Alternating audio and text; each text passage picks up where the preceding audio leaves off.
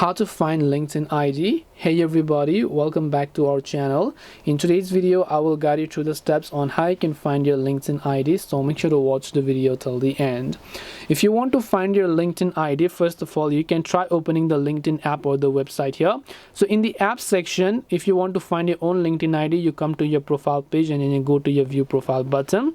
Here you can see all the sorts of information where if you want to edit your URL, you can just tap the three dots option here, tap on share profile via, and then here you'll find a certain link. So if you copy this URL here, this URL is basically your LinkedIn ID. Now if you just paste that URL in your browser, it will actually take you to your profile page, which in this case is your LinkedIn ID over here. You can also look for at the top and then just tap on it, this one, right? Anything after this /.in is basically a LinkedIn ID until here, and this way you should be able to actually find your LinkedIn ID. Hope this video was helpful. If you have got any questions, feel free to leave them down. Thank you for watching and see you in the next video.